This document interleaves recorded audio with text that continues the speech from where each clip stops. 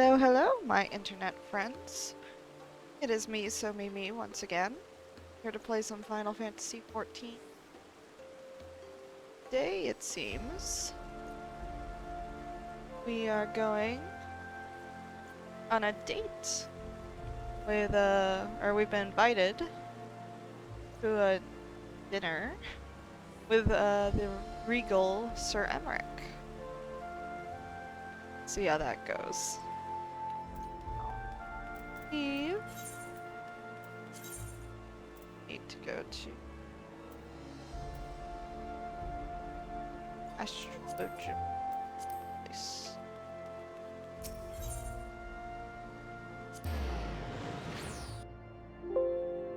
What?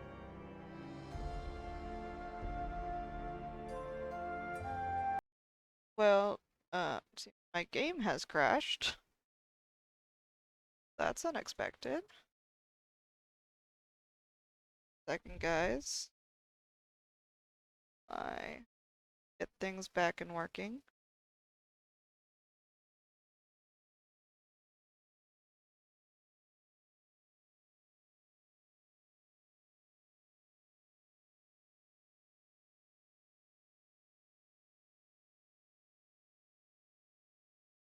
It doesn't crash again.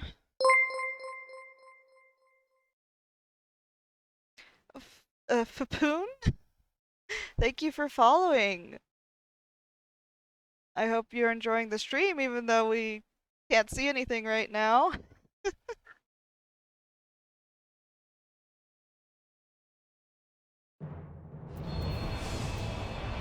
Okay, looks like we've got it back up. Give me 1 sec to get back logged in. We'll be on our way to our special date. Hopefully.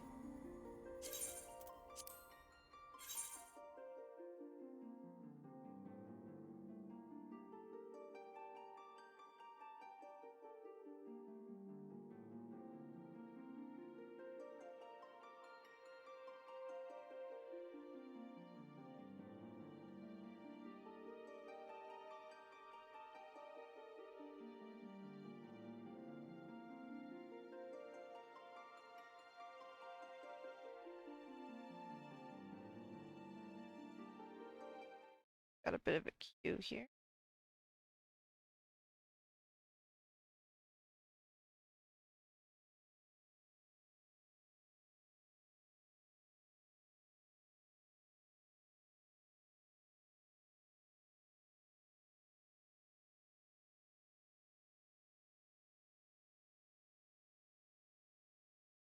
Loading. There we go. Well, it seems I got transferred. Okay, let's hope we don't crash again. That would be awful. Trying to make progress here. Have a mission.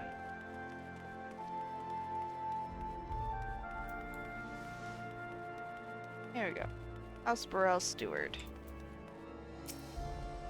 Greetings and well met, Mistress Somi. I have the honor and the privilege to serve as head steward of House Burrell. Though, admittedly, our staff is somewhat smaller than those of other noble families, being countable on one hand. My lord will be overjoyed to hear that you have accepted his invitation. As you will soon see, we have spared no expense. I dare say a woman of action, such as yourself, enjoys nary a moment's respite. Aye, the battlefield beckons even now, I am sure, but for this day, we bid you lay down your burdens and raise a glass to peace and prosperity. Hey, I'm ready for a good time.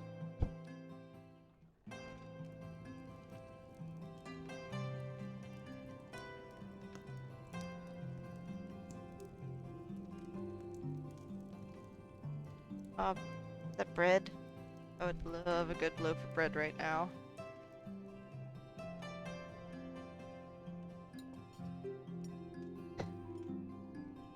He looks weird in normal clothes. Well, normal First Guardian. To think the Moogles would prove such harsh taskmasters. Forgive me. I did not know you had suffered so in your quest for the horn. Those are quite funny. Oh, this is sweet.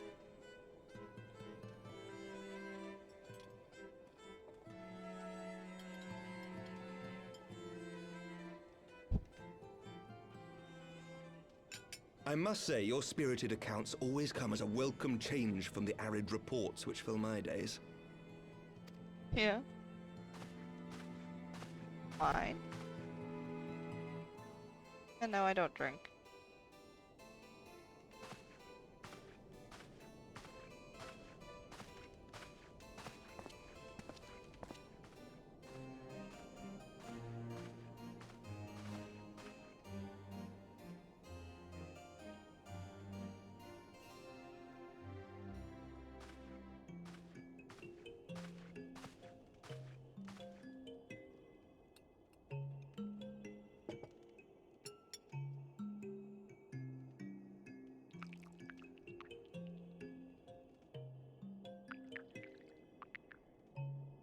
What he's making. I look very worried about it. Though I have lived in these lands my entire life, to hear you speak of them, there is much and more I have yet to see. Truly, yours was a marvelous journey. Was. But why not join me on the next? Then all sunshine and cakes. Not join me on the next.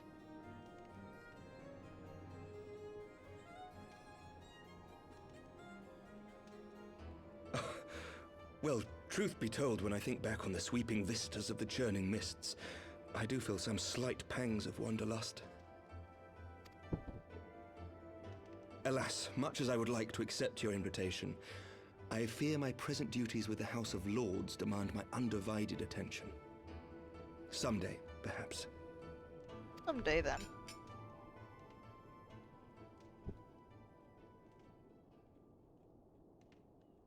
By your deeds, you have helped us to lay the foundation for lasting reform. The formation of the Republic is but the beginning, for it is not only our system of governance which must needs change. We, the people, must learn to let go of our hatreds and rise above our bloody past. I only pray that I live long enough to see us achieve some measure of success, that I might know the lost did not die in vain. I can still see you there on the steps of faith, striding fearlessly towards the worm. If you could do that, who are we to balk at the challenges ahead?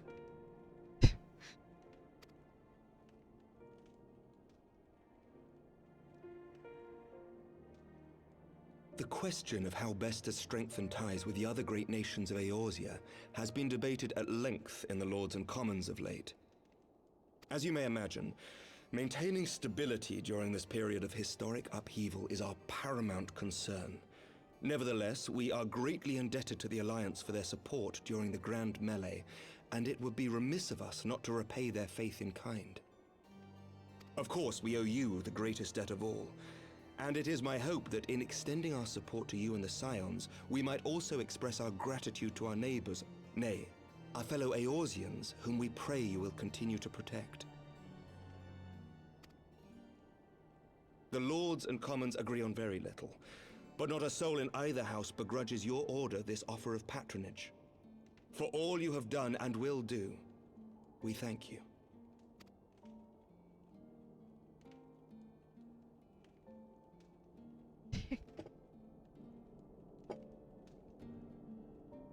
Toast the future.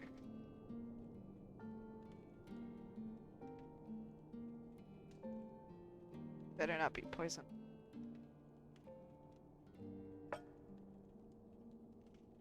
May I ask a personal question? Sure. Now that the dust has settled, what will you do? Not as a scion, I mean, but what do you want for yourself?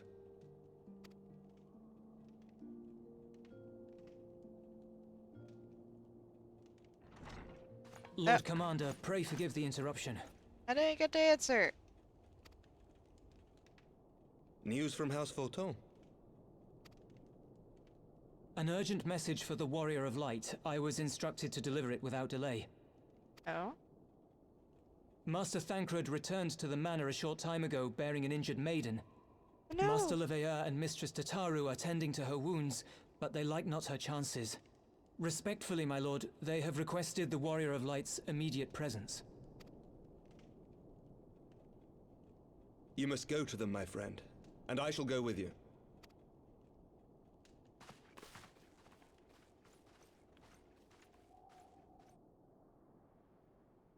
I think I know who it is.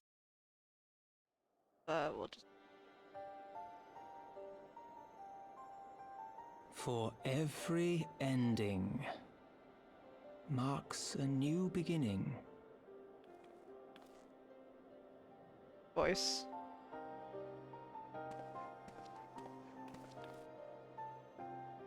From tragedy and sacrifice, we rise to greet a new dawn. As did she.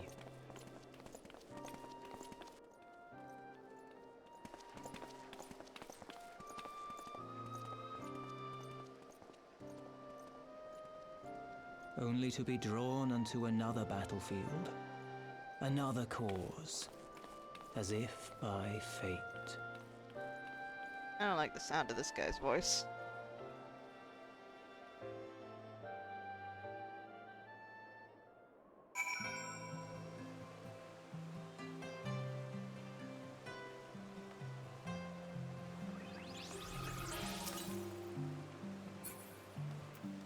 Going in? Welcome, Mr. Somimi. Shall I show you inside the manor? Yeah.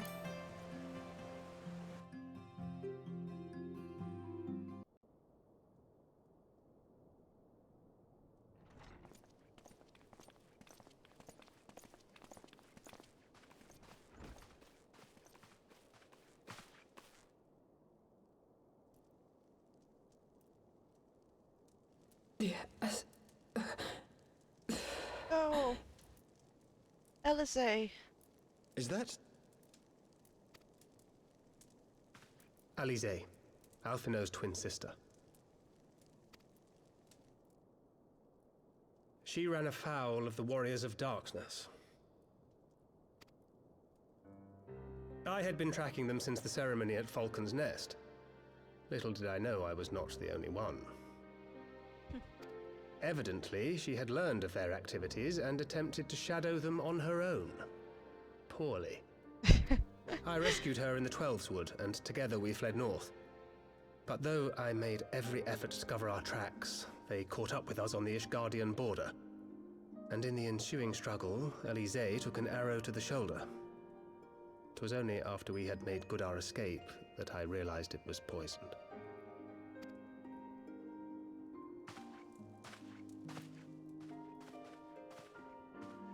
Thank you for coming so quickly. And you, Sir Emmerich. Think nothing of it. How is she? We have done all we can for now. Although the immediate danger has passed, the poison yet lingers in her blood. Ugh.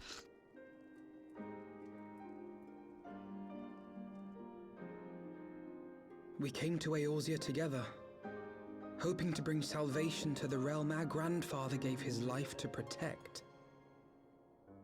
But when confronted with the bitter realities of its politics and its petty powermongers, she was driven to anger and to doubt.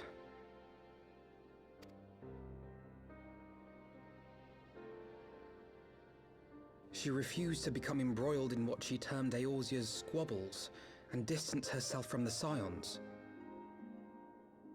Though she remained hopeful of a brighter future, she would walk her own path. Would that it had not been so perilous.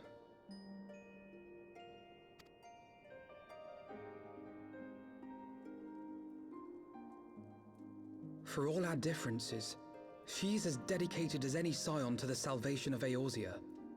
But more than that, she is my sister.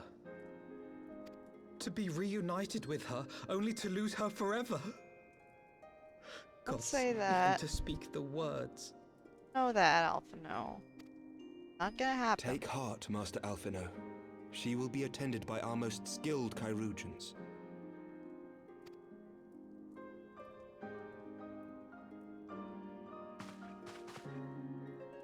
Bear Mistress Leveilleur to the infirmary at once. Apprise Captain Whitecape of the situation, and inform him that she is to be treated as my personal charge.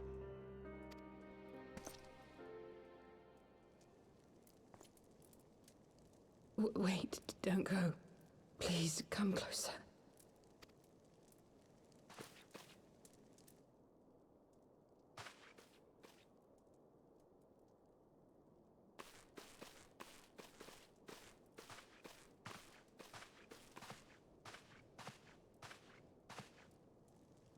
The warriors of darkness are in league with the Ascians.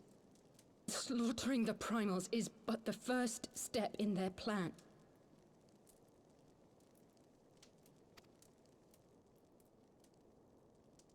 They make for Zelvatol to bring about Garuda's summoning and to kill her. Uh-oh.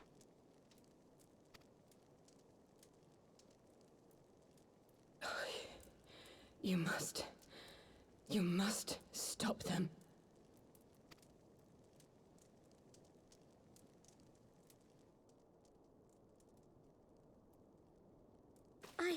I shall inform the others at once.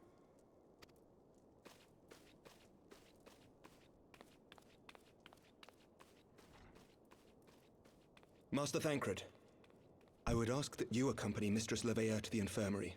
Your knowledge of her injuries may well prove useful in determining her treatment. Of course.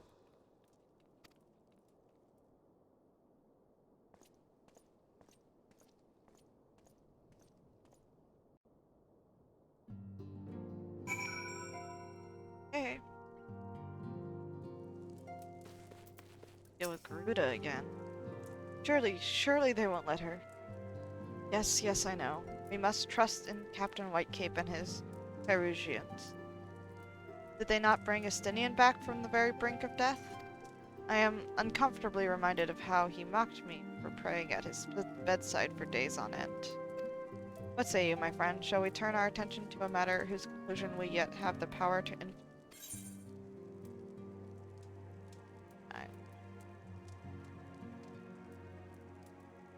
Go. Eggnog. It's currently the season for that anyways, isn't it? Probably. Think so.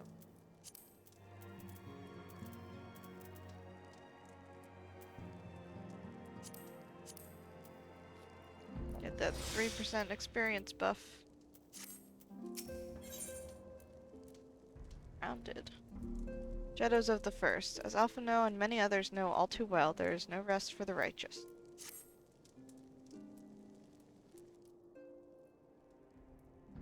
So the warriors of darkness and the Ascians are conspiring to bring about Garuda's summoning, that they might put her to the sword. Then, when we first encountered them in Loth As Nath, when they were confronting Ravana, gods, has this been their aim all along? What do you intend to do, Master Alphino? There's much and more I do not understand, but I know this. A primal summoning cannot be ignored. Alisaie risked her life to uncover this plot, and we squander her gift at our peril. Somimi, will you accompany me to Zelfatol and help me stop the Ixal's ritual? Of course. Given that Ishgard shares a border with the Ixali homeland, we have a vested interest in the outcome of this ritual. We have been willing to suffer the Beastmen's intrusions into Korthan lands to a point, but the summoning of a primal is an escalation we cannot abide.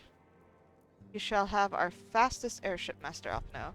The mountains of Zelfatol are not easily traversed, and the endeavor demands all haste. The gesture is most appreciated, Sir Amric. But I fear an aerial approach is destined to fail. This is their homeland, after all, and Ixali dirigibles are not to be underestimated.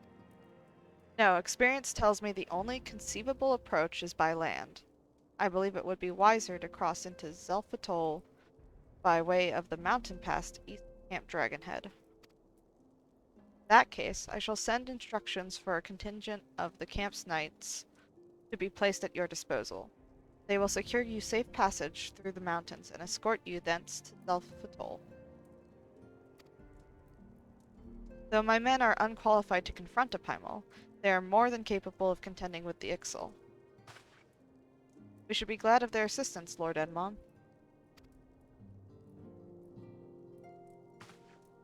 In the event Mistress Alize regains consciousness, we will share with you any additional information she may provide. May the Fury watch over and keep you safe. Let us be off. We can procure any additional supplies we require in Camp Dragonhead.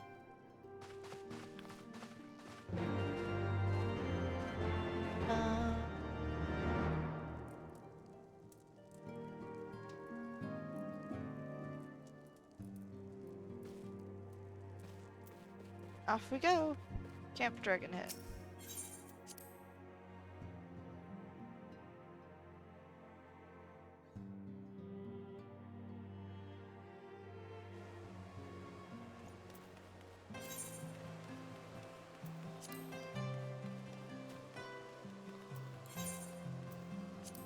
Cost.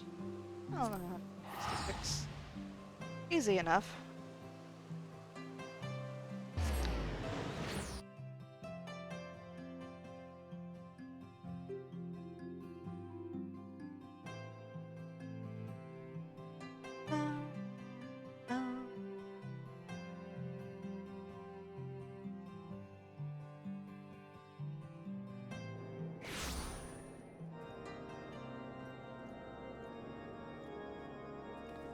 Okay.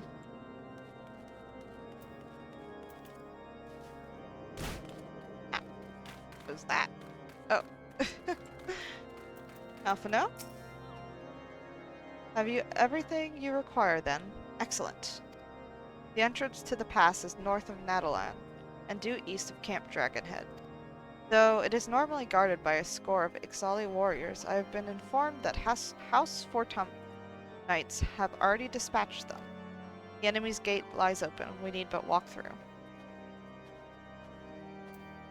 Okay. Oh, it's gonna be a dungeon?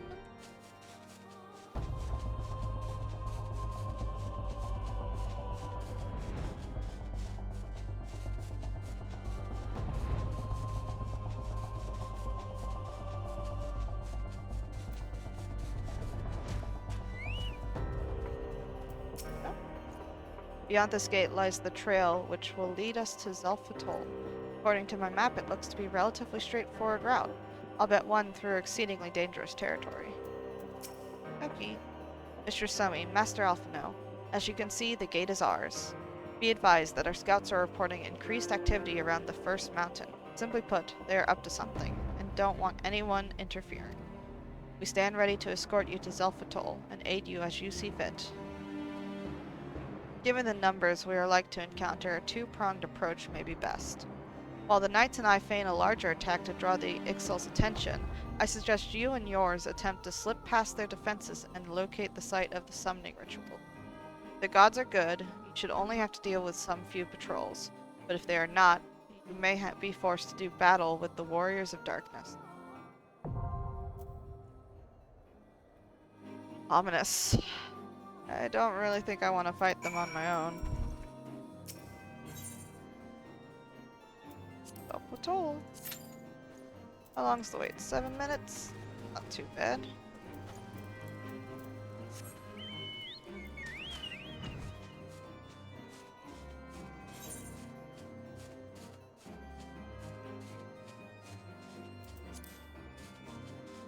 Anything to talk about while we wait?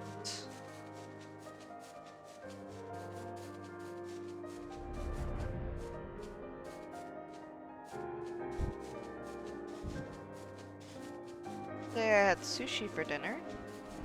Get that I get it like every week or so.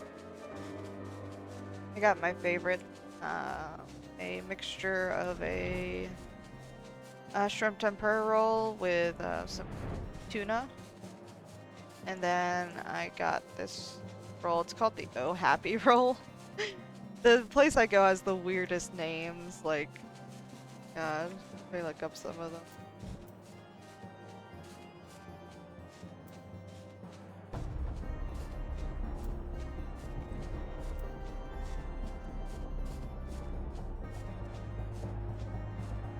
The Oh Happy Roll has like white tuna on top with fish eggs, I forget the word for it. And it's got a mixture of tuna on the inside with avocado. Very good. But it's hard for me to eat too much sushi. Otherwise my stomach gets finicky.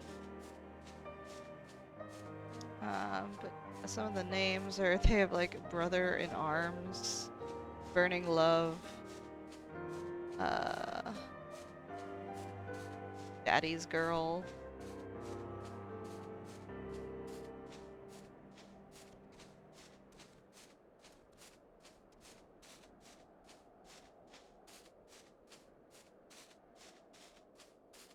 Hot Mama.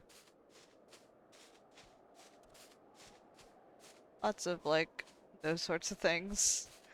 And I don't get it at all. Why would you have names like these?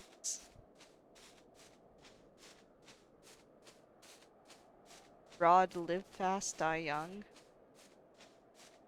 What?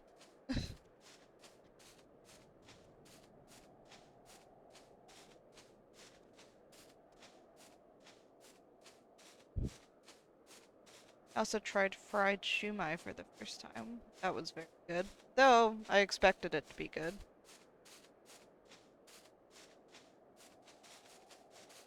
The stuff relating to Final Fantasy.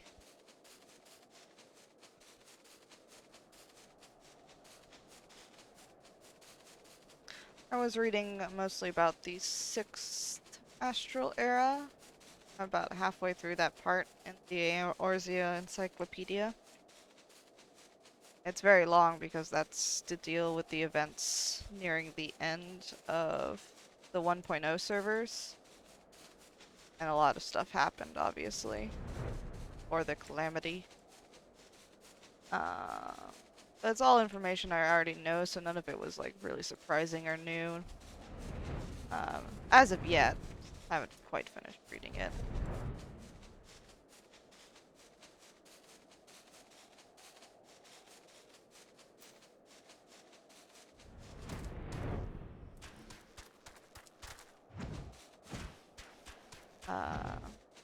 The only part I was really interested in was the part before the 6th Astral Era, where they talked about the 5th Astral Era, which had to deal with the War of the Magi, with Mahak, Amphitopor, and Nim, and those civilizations. Like, I really want to know. Like, there is a significant stuff about all those civilizations in the game.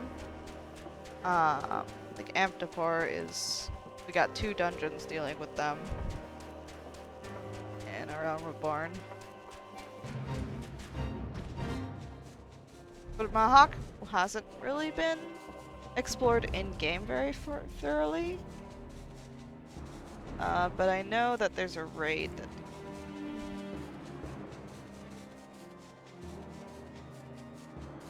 And... very curious about that. Fortunately, probably have to put that off until a later date. I really want to get through Stormblood at least before Endwalker comes out.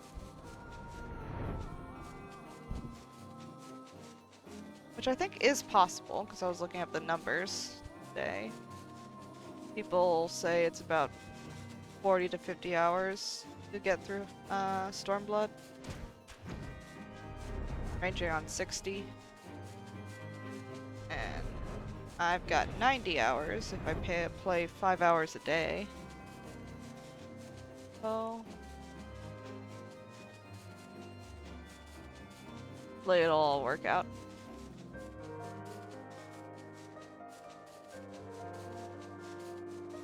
Just waiting on a healer and a tank. Isn't that always the way, though?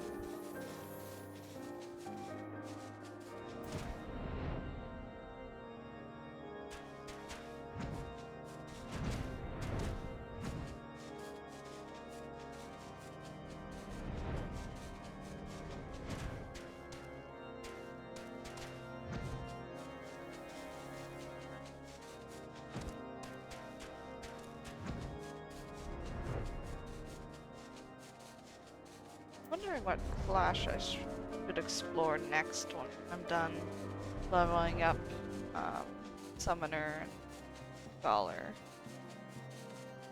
Obviously there's some new classes that will be coming with the new expansion.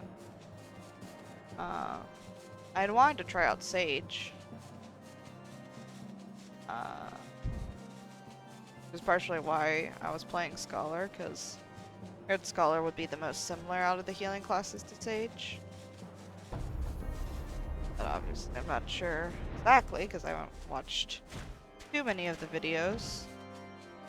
Want too many spoilers about how things are gonna be.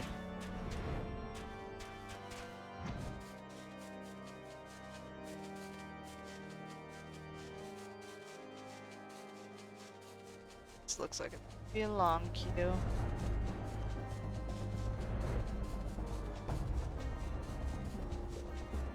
Queues have got to be the worst point of playing through them as queue. Trying to get it done. Gotta sit and wait. They're always a little bit longer than normal stuff because most people are past this content.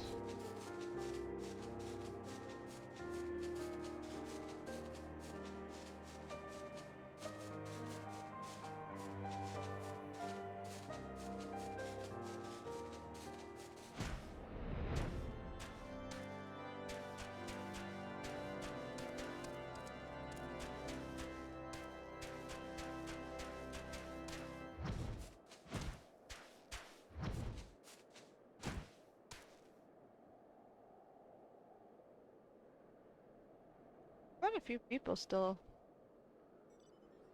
walking around in these areas.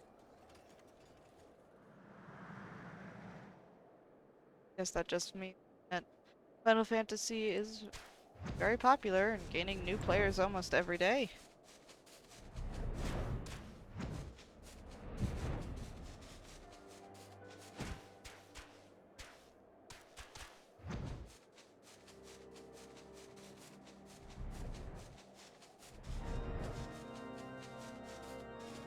Heard some talk about there being almost too much pressure on Final Fantasy now to succeed. I don't really have any doubts that they will. But obviously success is different for every person.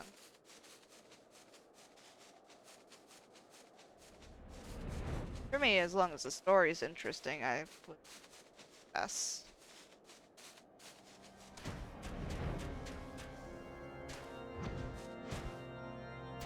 I hope everything goes off without a hitch for Yoshi P. I haven't experienced a bad launch, personally. Not that I've been playing the current content. Always just backpedaling in old content. I played Zone for such a long period of time.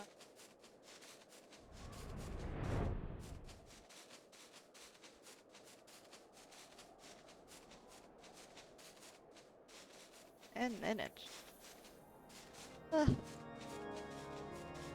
Let me through!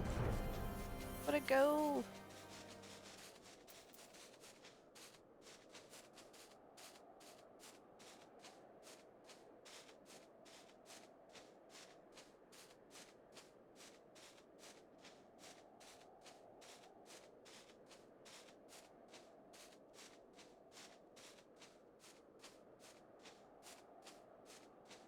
"19 quests. We'll be done with Heavensward. Move on to Stormblood. How would I get stuck here?"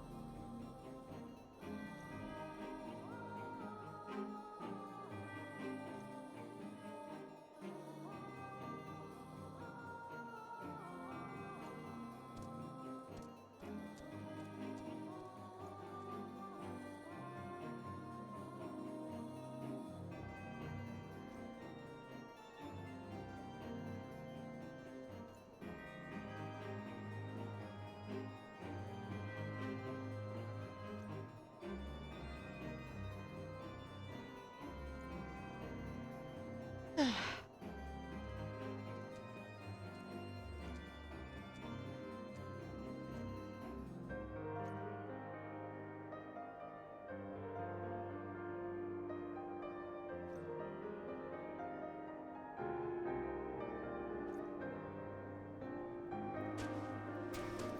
how long is this gonna go on for?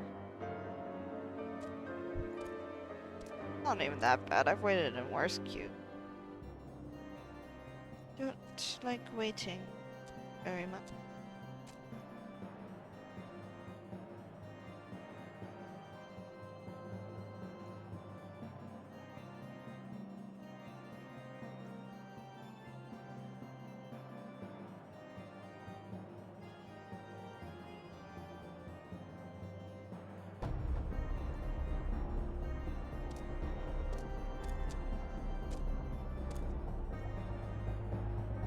Could help with some fates or something.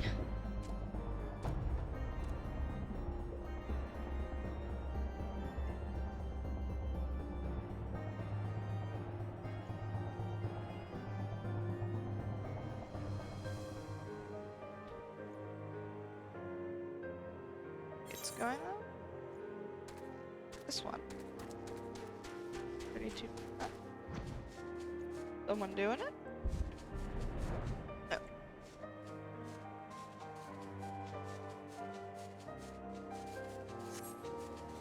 I get there.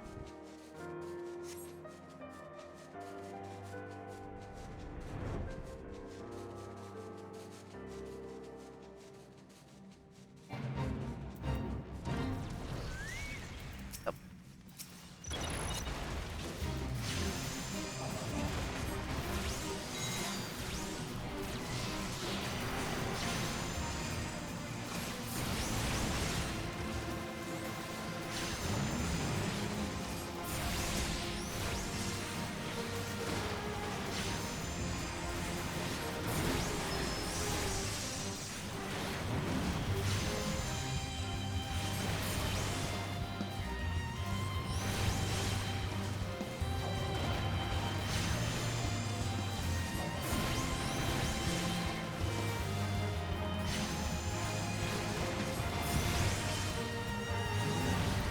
Die.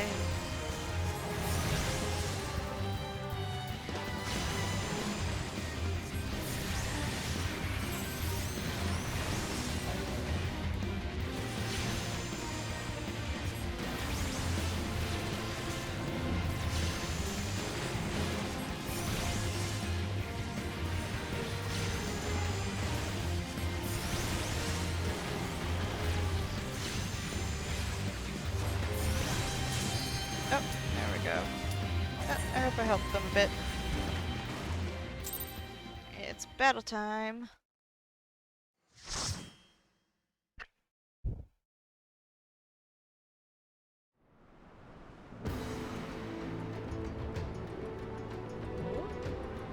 This is cool looking. Whoa, what was that? Oh, it's a bird.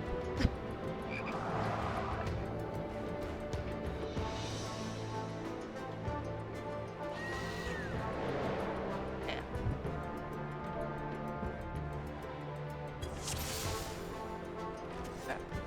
I got like a bunny squad. It's so short when compared to everybody else.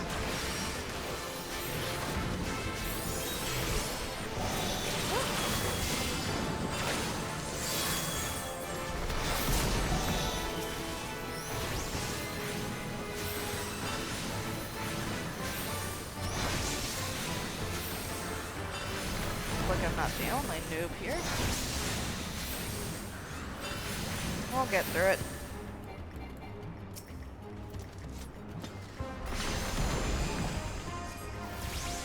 Yep. Back. Come back. Oh. Just going.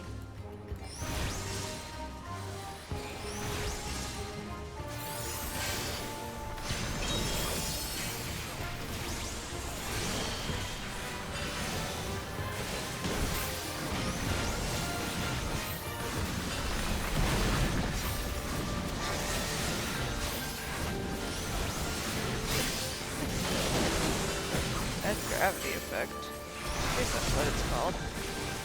Astrologian.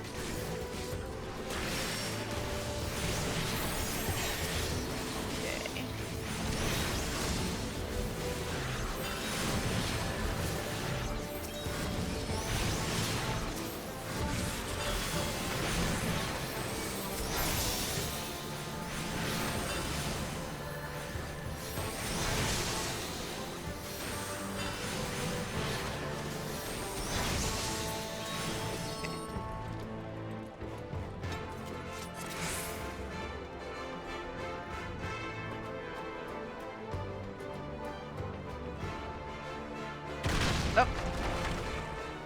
Yeesh.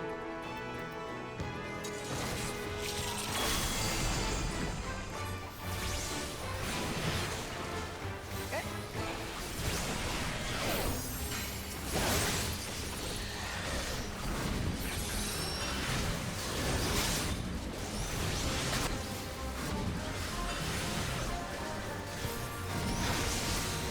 Music's really nice in this dungeon too.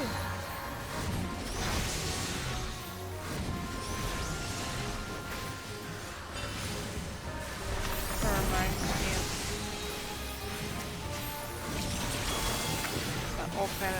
of that old Final Fantasy battle music.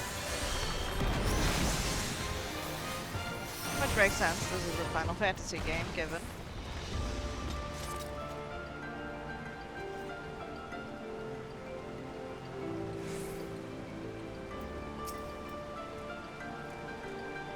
Okay.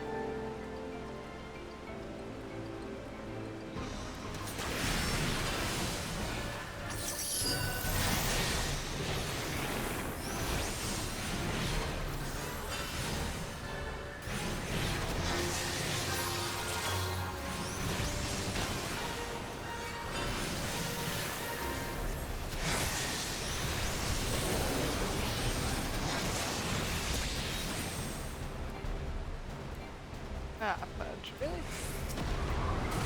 Oh.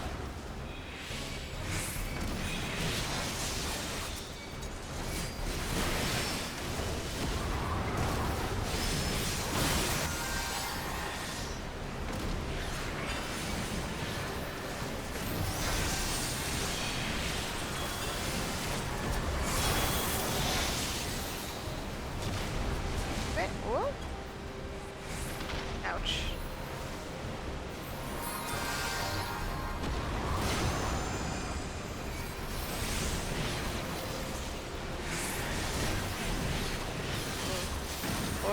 Avoid that.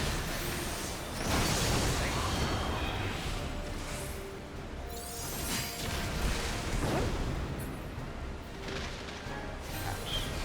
Oh, he's back down.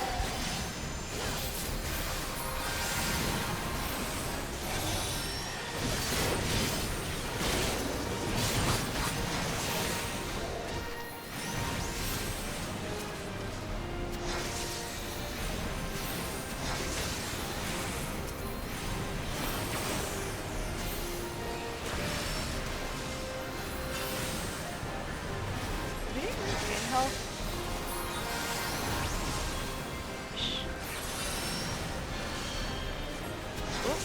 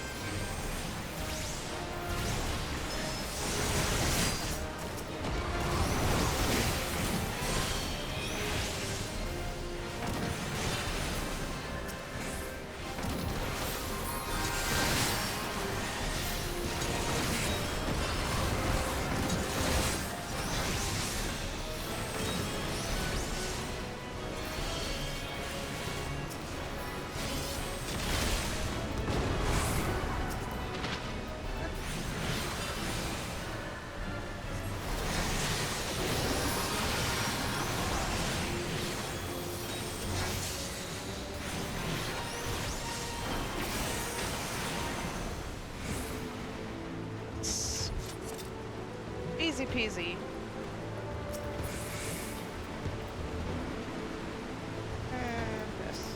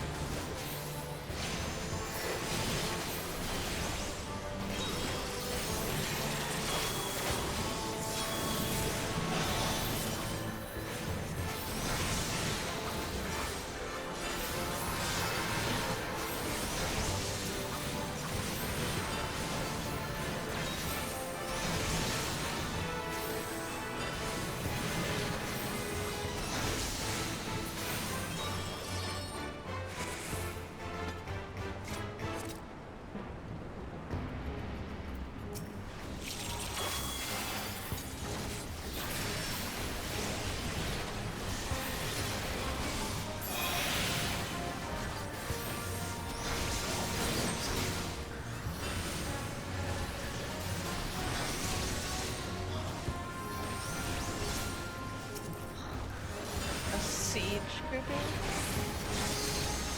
And I guess it makes sense, but still strange.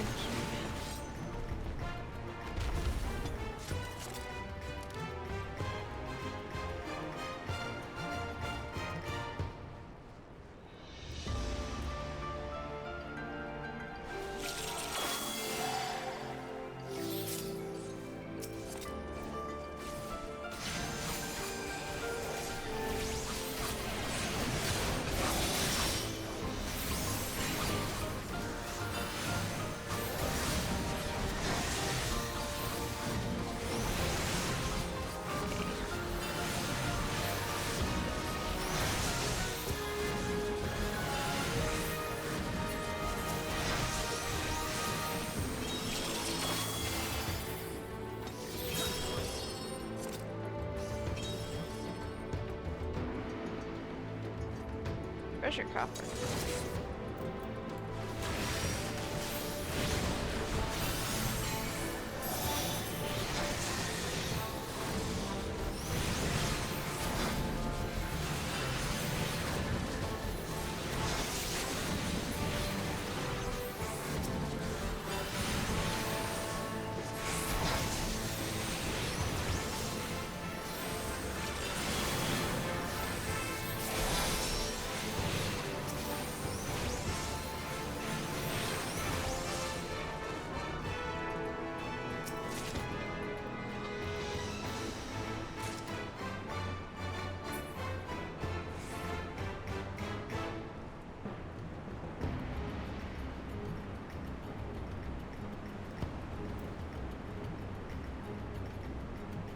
I wonder what they're doing.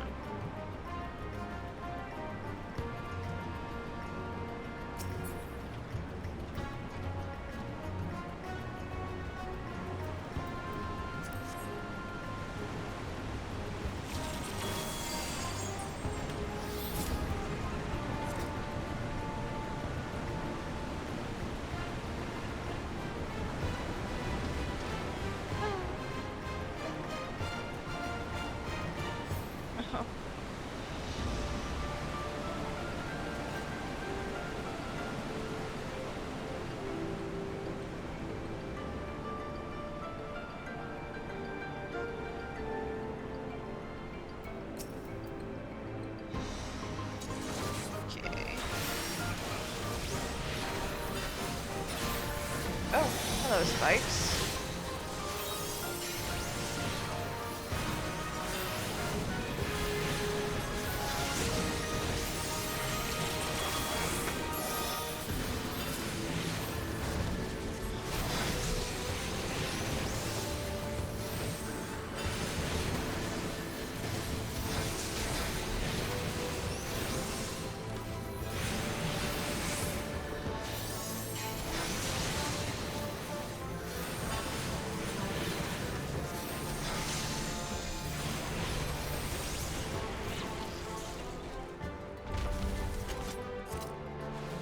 Onwards and upwards. Got 4 things to carry out.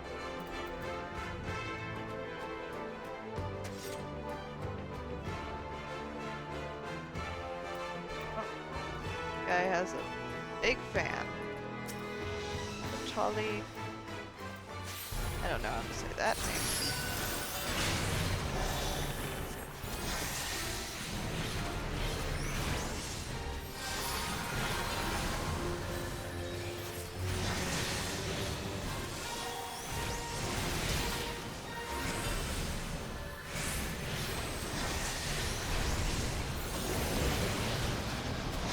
Ow. Oh, I see. We gotta stand where these guards are.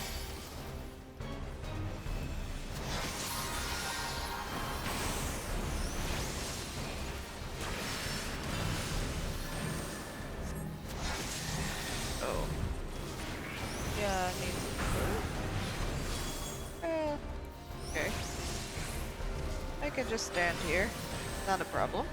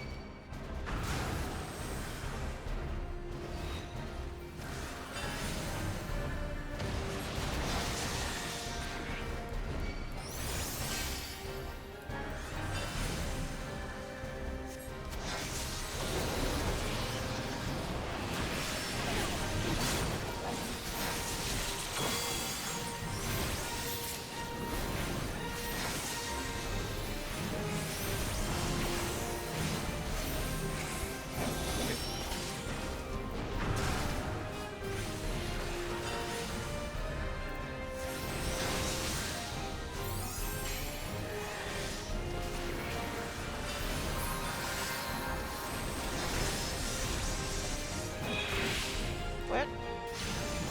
Okay.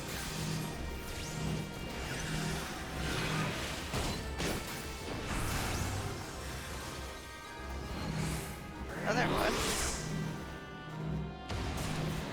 Fuck. Oh.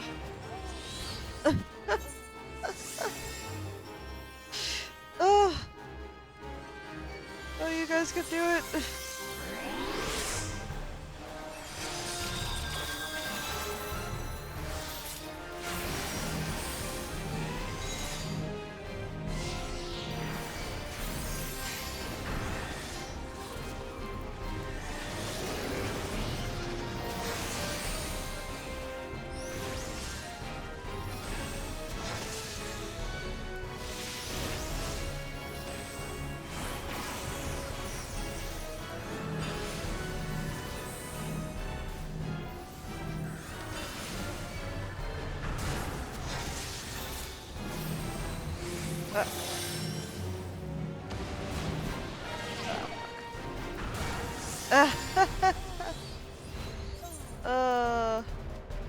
Man, that... I guess you gotta put them on some.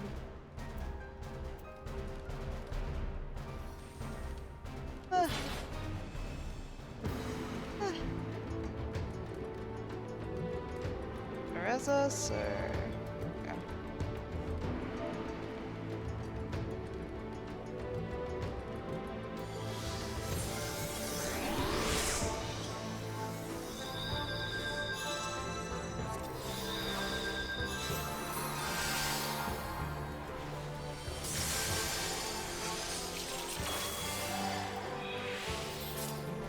Nope, don't need it.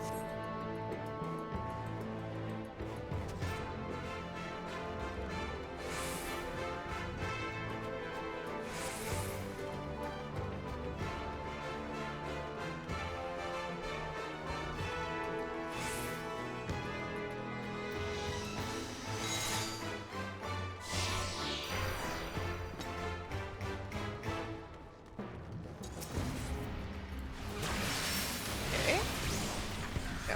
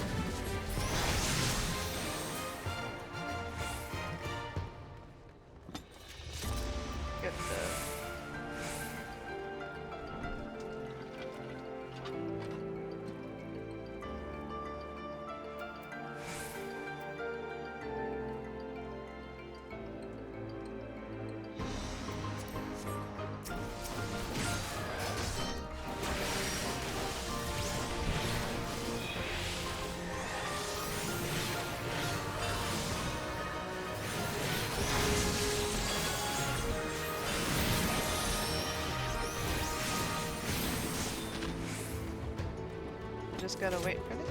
I'm back.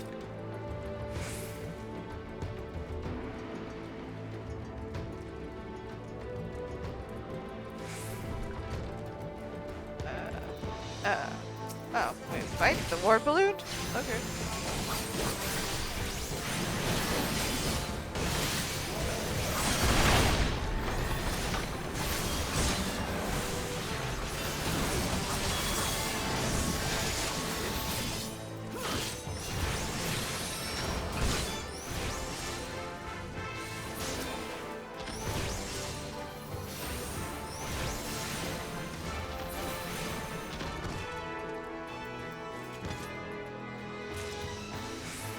First down. Oh. Oh, this one. Woo! That's so cute.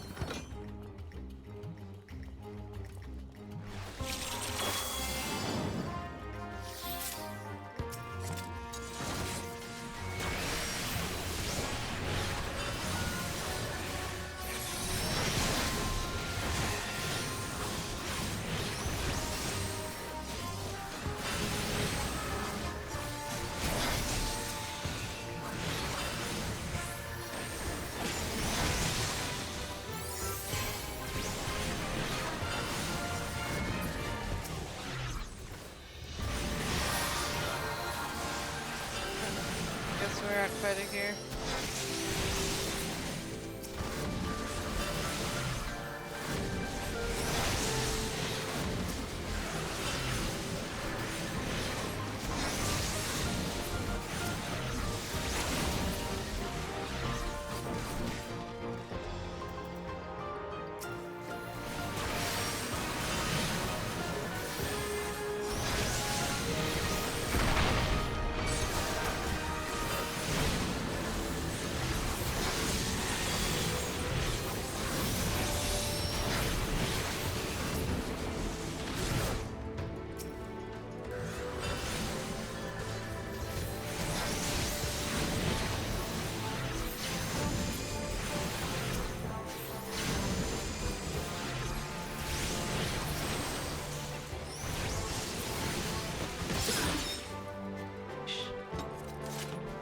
Oh, he's a samurai.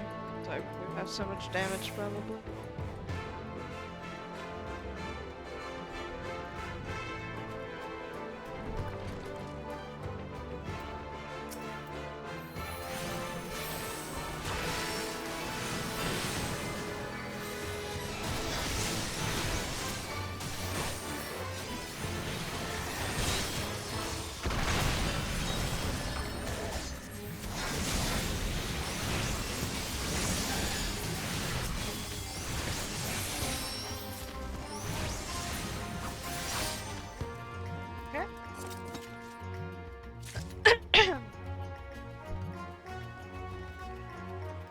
Or how many more times we're gonna have to do this? Wait, not.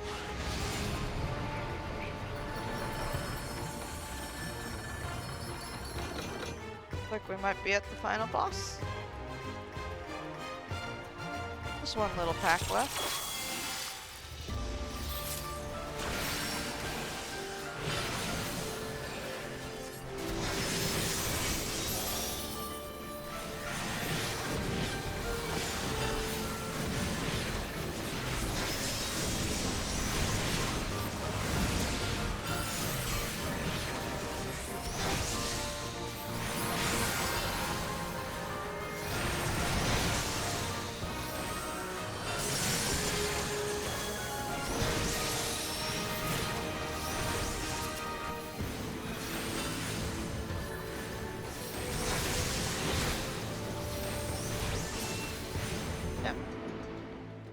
Go.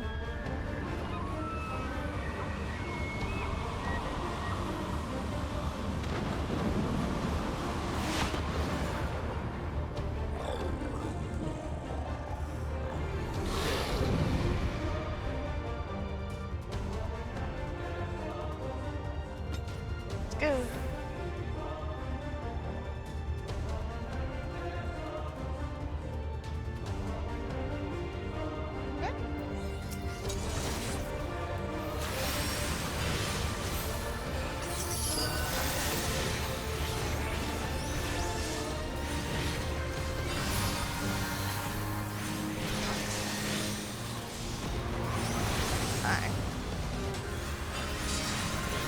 Oh.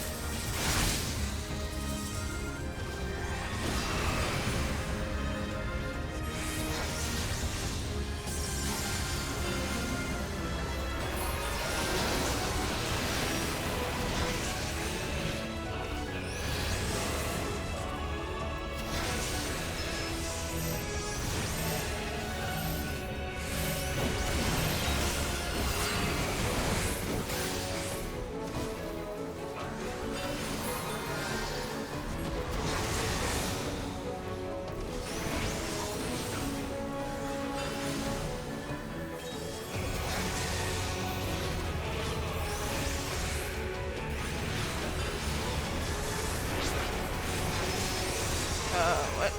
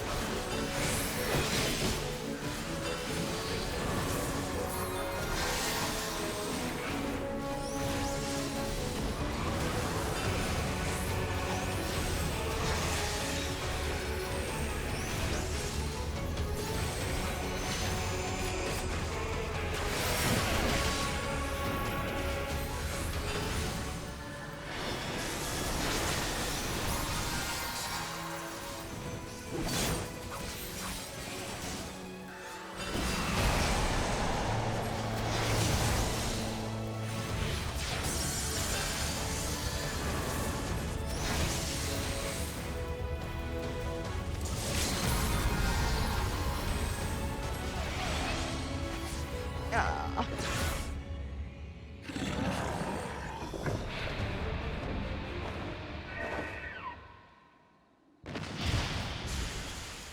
Yay, we did it!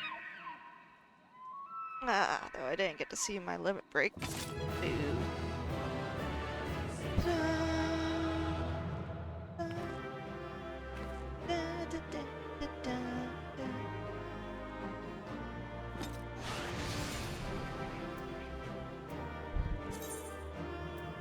Air condition. Oh no.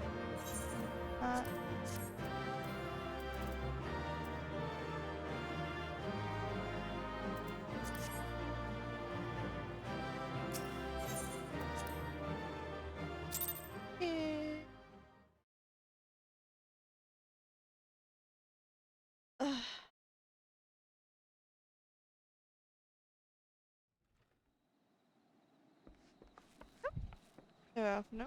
Thank the gods! What happened?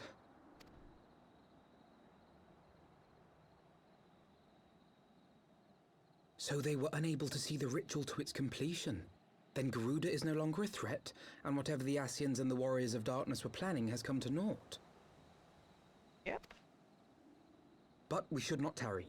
The Knights have secured our path to safety.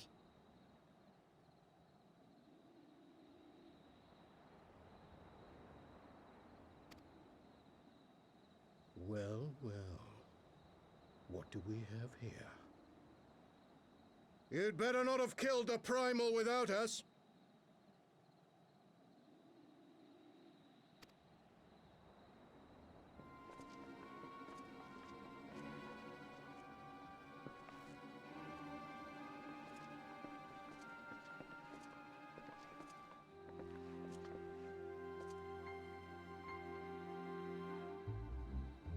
Hello.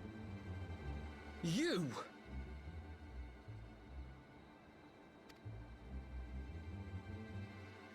Wait, I know you.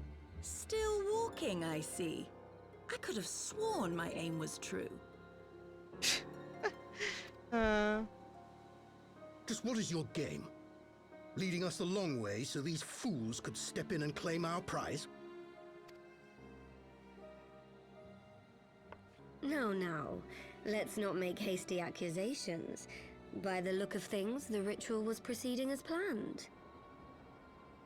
We arrived at the appointed hour. 'Twas they who erred. How did we err? It is hopeless. We cannot face them all.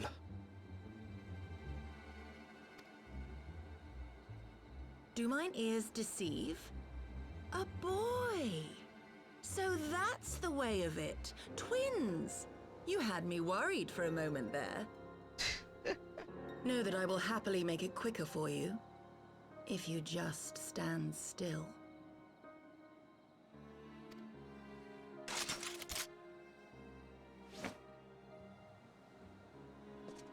Enough, Jarumul. We wouldn't want to upset the man in white with any unnecessary bloodshed now, would we?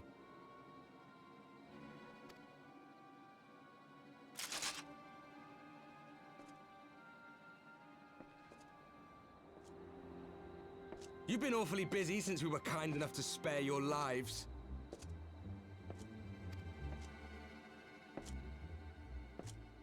While you were idly consorting with the Asians, you mean? 7 hells! What could you possibly hope to achieve? Should I explain it to you? Very well. Consider it a reward of sorts for beating us here. You know the tale of Hydaelyn and Zodiac, I take it? Of the Great Sundering and the reflections it created? Yeah. Across 10 and 3 they were divided. Reflections of the source, each possessed of shards of light and dark. Just so. One of those reflections, the one nearest to the source, is our home. And we were the heroes blessed with her light.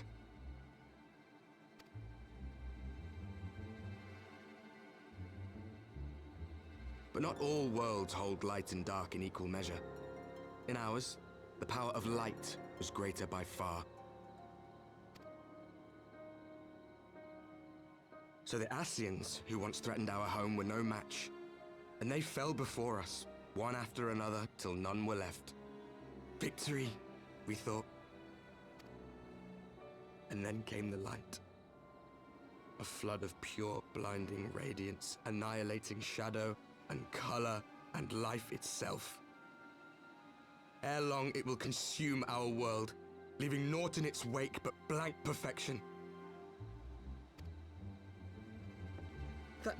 That cannot be. Do you honestly expect us to believe such a story? Believe what you like. But it has happened before, on a world far removed from ours. The 13th, which was swallowed by the dark and transformed into what you call the Void.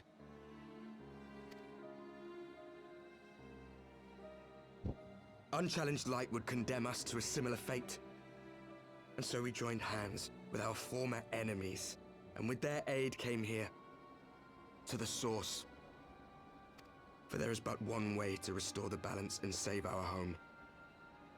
The Ardor. Calamitous destruction with the power to break down the barriers between planes and see our worlds rejoined. You would doom our world to save your own? What would even become of us? Of you? Enough. I tire of talking. You know our cause. You know what is at stake. We are prepared to do whatever it takes. Are you?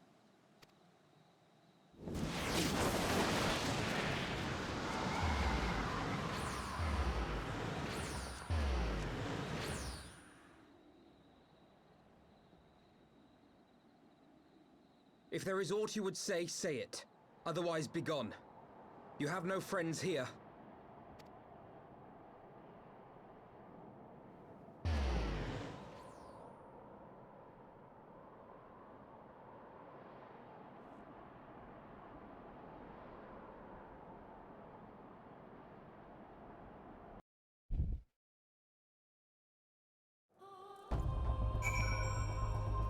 No?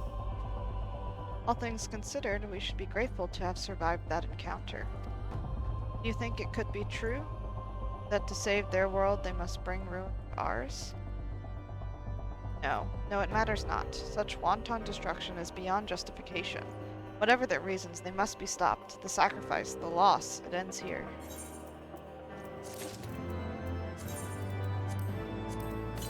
Got a bunch of things in the news.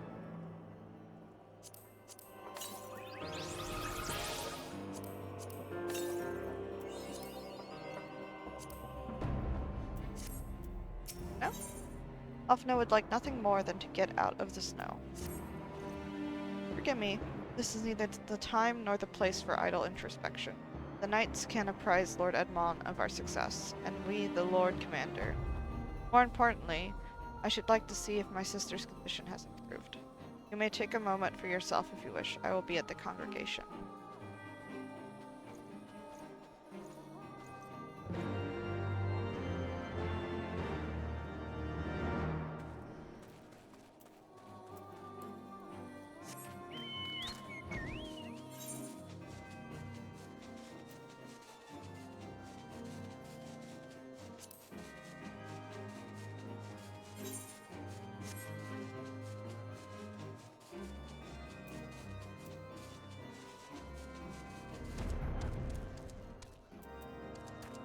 Now back to Ishgard.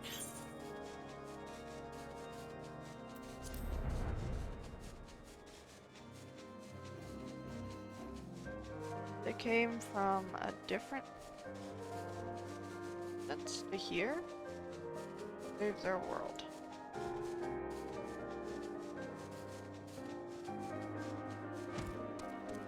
Their story. Oh, yes, the ward. Pass.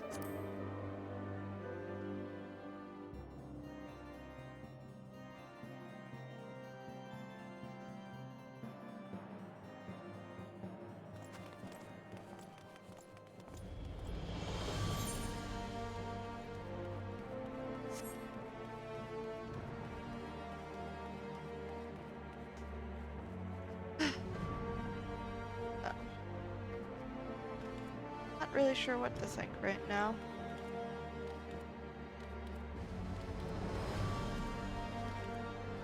Rejoining mean. There's been other calamities. People have survived. I mean, a lot of people died too, so. Oh, there you are. Shall we make our report?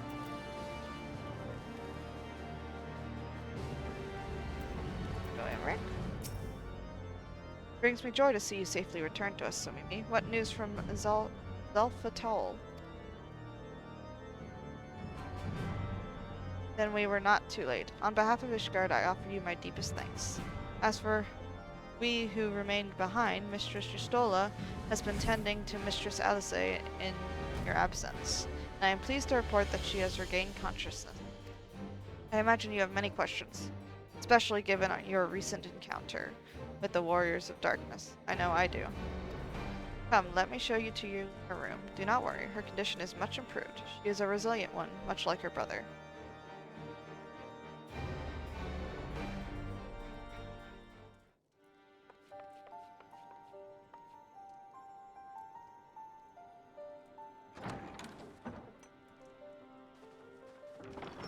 Alize, how are you feeling?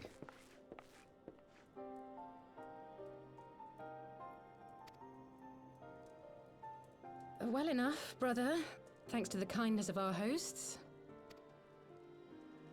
They told me you had departed for Zelfatol while I was still abed. I slept much better knowing that. Thank you. I take it your mission was a success.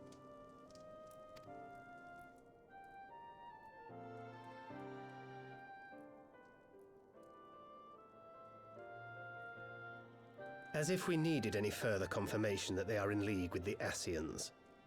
But to save another world? I think not. Skeptical. I too thought his story fanciful at first. But it is possible there may be a kernel of truth in all of this. At the very least, none of his claims contradict the word's account.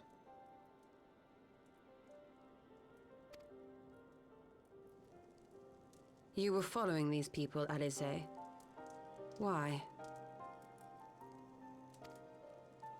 During my travels, I had oft enjoyed tales of the Scions and their exploits. But after a time, I began to hear whispers of a gifted and theretofore unknown band of adventurers. Adventurers who had supposedly sworn to travel the realm slaying primals in the Scion's stead. The Warriors of Darkness. And in the course of investigating these rumors, you stumbled upon the Ascians' involvement. His voice actor is much better now than it was in Spoils of Bahamut. Yes, exactly. Forgive me, but if these Warriors of Darkness mean to bring about another calamity, to what end do they hunt primals?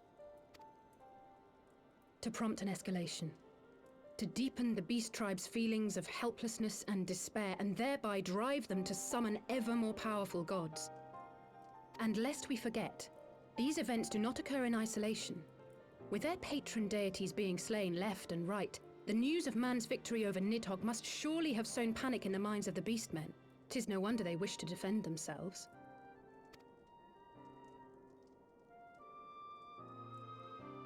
Power answered with greater power. Death with more death. A vicious cycle fueled by fear and hatred. I know it's like all too well. Indeed. The Ascians sow discord and desperation, and the Warriors of Darkness reap the harvest. Yet that is not the extent of their ambitions. The Ascian himself observed that once the powerless realize that the old gods have failed them, they will have little recourse but to look to a new one.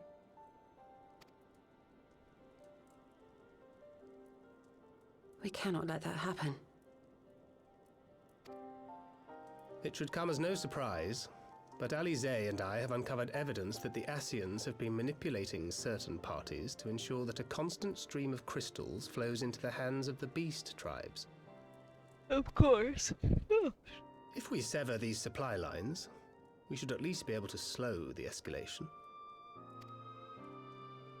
Agreed. Kral and I shall journey to Zelfatol and learn what we can of the Ixal's source. Then I, for my part, pledge to lead a similar investigation into the origin of the Nath supply. Sir Emmerich? As a member of the Eorzean Alliance, Ishgard is honor bound to play an active role in maintaining the security of the realm. You might also say that I have some personal motivation, given the Ascians' dealings with my father. However, I make no secret of the fact that my knowledge of primal beings is scant at best. As such, I should be most grateful if one of your order were to assist me. Allow me, Sir Emmerich. I have dealt with the Nath before.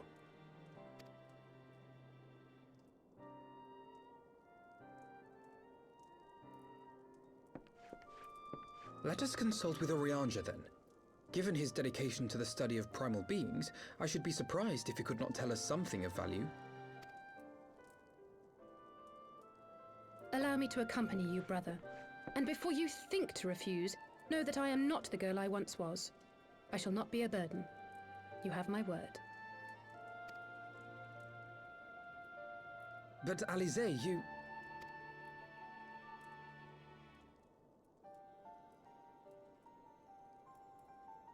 You are more than welcome.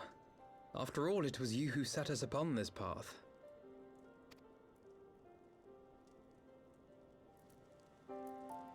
Wait a minute. I'm afraid I can't allow you to leave just yet. Not until you try on the new outfit I prepared for you.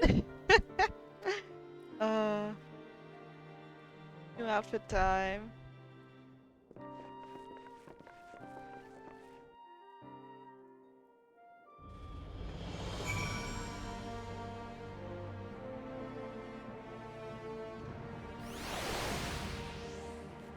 No.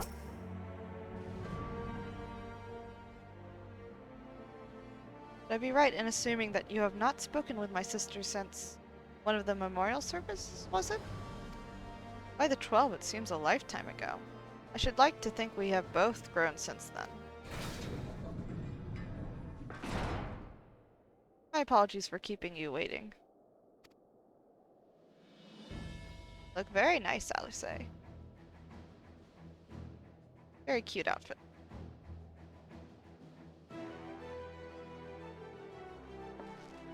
Still got those weird boots. Good then. Shall we be off? Katara never ceases to impress, though for a moment I feared she might furnish you with an identical outfit. Praise the 12 she did not. Mother and father were rather too fond of making us wear matching clothes. You remember that time at the studio when that girl of yours crept up behind me in the hall and whispered, "Sister, please, she was not my..." Can we not have this conversation in front of the Warrior of Light? So be it. Another time, perhaps. It is an honor, Somimi. I realize we are barely acquainted, but having heard so much about you, it hardly feels that way.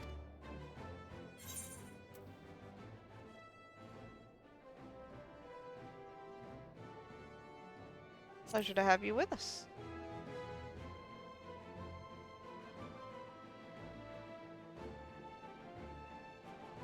New garments aside, I must say that you seem different, more resolute than when last we met. You have the look of a woman who is ready to fight for the future of Eorzea. To the extent of my abilities, perhaps, but I have no delusions of grandeur, nor will I pretend to have found myself or any such thing. I am here today because I would regret it if I weren't, that is all. Fair enough, let us depart for the Waking Sands then, and see if our Yanje can be of assistance.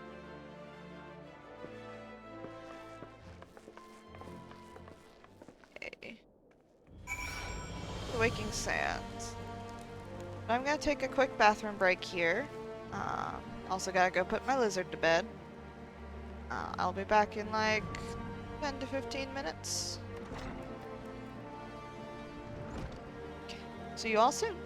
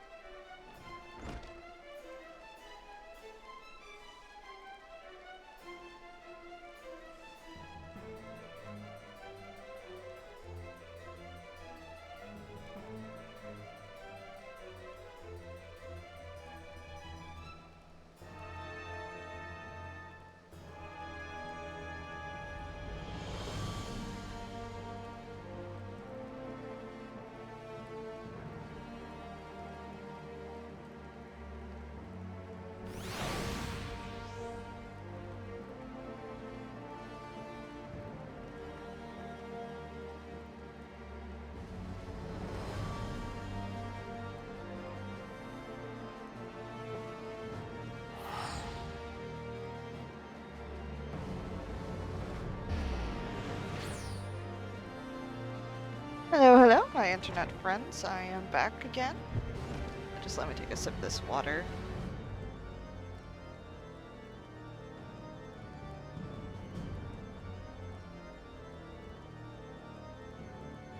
Okay, sorry about that.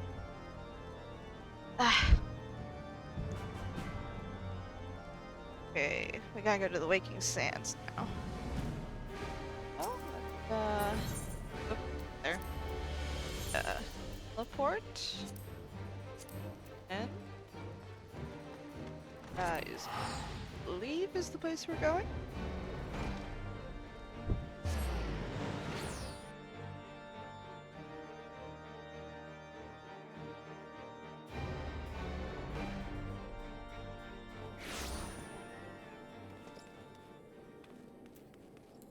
And fly over to the sand.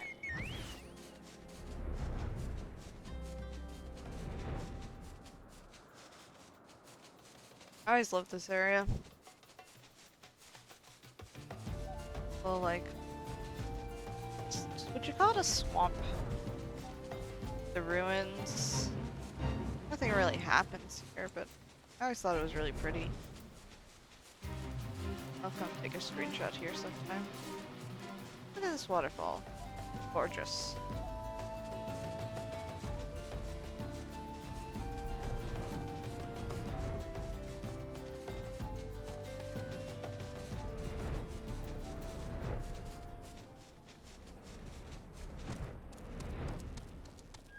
To the Waking Sand. Pong.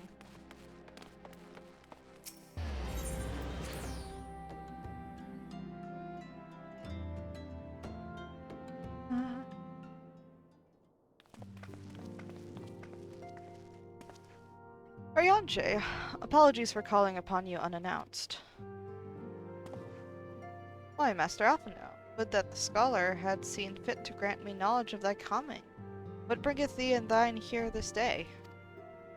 The warriors of darkness have returned. Pray allow us to explain. Well, they showed up at Garuda and they're trying to summon up primals. I too have heard tales in recent days of primal beings, rising up only to be cast down by forces unknown.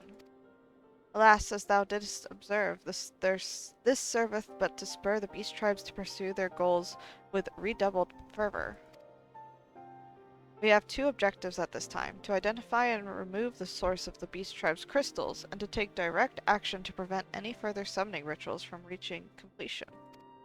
The second is easier said than done, of course. While we were fortunate enough to learn of the Ixal's plans before they came to fruition, I should be surprised if the Warriors of Darkness and the Ashians did not have similar designs elsewhere, of which we have no knowledge.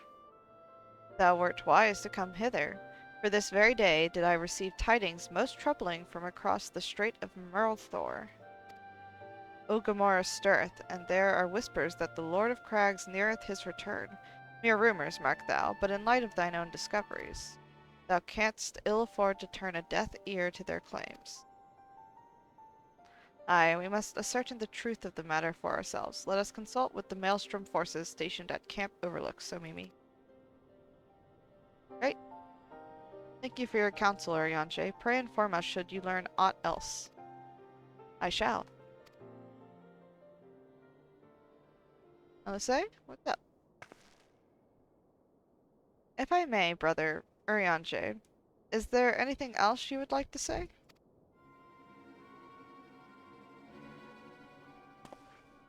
Alise? If not, then never mind. I only ask because you are normally rather more verbose. Nothing to add? Very well. Ere we depart, I wish to make a request. The Warriors of Darkness spoke of how the Ardor had the power to break down the barriers between planes, that our worlds might be rejoined. I would ask that you research this for us. Being nowhere near as well read as you, I'm sure I wouldn't know where to begin. That said, I have heard tell of a promising tome, the Juran Oracles. Mayhap you could start there.